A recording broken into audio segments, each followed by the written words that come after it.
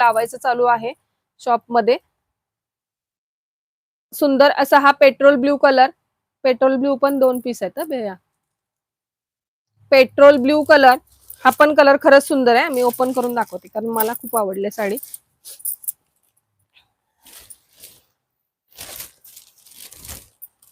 कारण पहिल्यांदा जेव्हा स्टॉक आला तेव्हा हा पेट्रोल आलाच नव्हता, त्यामुळे मी दुसरा कलर यातला घेतला गेलाय माझ्याकडून.